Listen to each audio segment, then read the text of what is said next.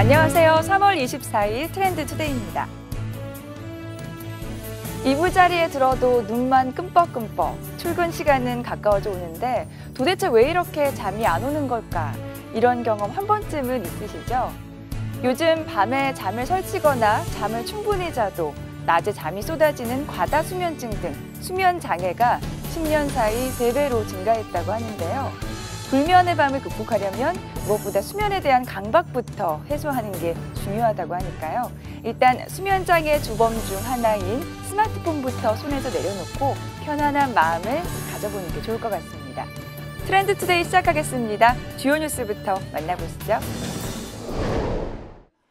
지난 23일 농협중앙회 대강당에서 김병원 회장과 이준원 농림축산식품부 차관 등이 참석한 가운데 2017년도 정기대의원회가 개최됐습니다. 안건 의결에 앞서 열린 일부 기념식에는 2016년도 종합업적평가 최우수 농축협 20개소에 대한 시상식을 갖고 농업인 실익지원용 차량을 전달하며 우수한 사업 추진 성과로 농가소득 증대에 기여한 농축협을 격려했습니다. 기념식에 이은 본회의에선 대의원회에 상정된 안건에 대한 감사위원회 의견과 2016년도 감사 결과를 보고하는 시간을 갖고 2016년 결산 승인안을 원안대로 가결했습니다. 지난 22일 농협중앙회 본관에서 2017년 제1회 농업인 행복위원회가 개최됐습니다. 이날 위원들은 농가소득 증대 방안에 대한 열띤 토론을 이어가는 한편 농업인 삶의 질 향상을 위한 개선 방안을 모색하기 위해 농업 현장 방문과 현장위원회 개최를 확대하기로 했습니다. 한편 김병원 회장은 인사말을 통해 2020년까지 농가소득 5천만 원을 달성하기 위해 농업인 행복위원회 위원들이 다양한 아이디어와 지혜를 모아줄 것을 당부했습니다. 한 주간 SNS에선 어떤 소식들이 화제였을까요? 지난주 인터넷을 달구며 트렌드를 이끌었던 소식들 함께 만나보시죠.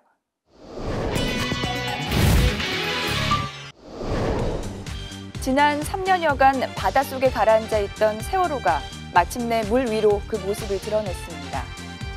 해수부와 상하이 셀비지는 지난 22일 오후 8시 50분부터 밤샘 인양 작업을 벌였는데요. 시간당 3m 내외로 떠오르기 시작해 23일 오전 3시 45분께 구조물 일부가 육안으로 관측됐습니다. 미수습자 가족들 또한 밤잠을 이루지 못한 채 인양 과정을 지켜봤는데요. 본 인양 작업이 순조롭게 진행돼 선체가 목포 신항에 도착하면 미수습자 수습과 선체 조사가 본격적으로 진행될 예정이라고 합니다. 이제는 무트로 올라온 세월호와 함께 바다에 가라앉은 진실도 마주할 수 있길 바라며 부디 미수습자들이 온전하게 가족의 품으로 돌아갔으면 하는 소망입니다.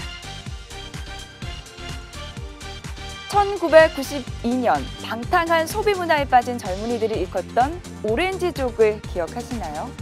뒤이어 2007년엔 테이크아웃 커피잔만 들어도 눈총을 받던 된장녀, 그리고 최근에는 흑수저, 금수저란 신조어까지 생겨났죠.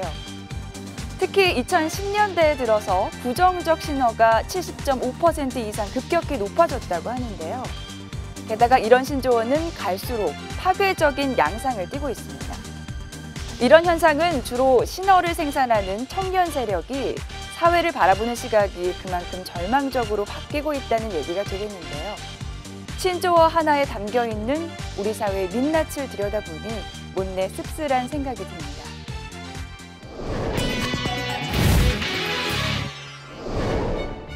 이번 코너는 주말에 어떤 영화를 보면 좋을지 알아보는 영화 산책 시간입니다.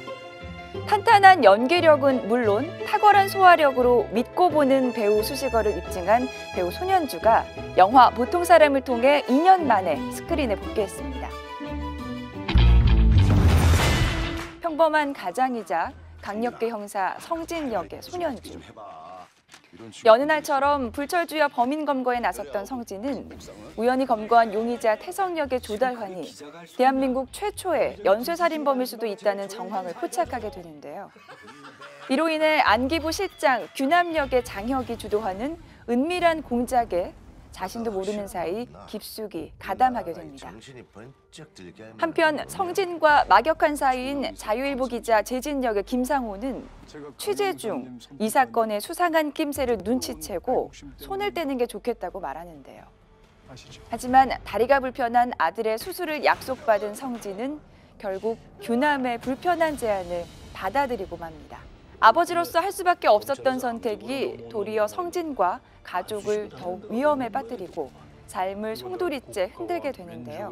1987년 시절의 아버지이자 보통 사람으로서 그 시대를 살아가는 이야기가 관객들에게 묵직한 감동을 전할 것으로 기대됩니다. 형이 대체 뭔데? 보통 사람.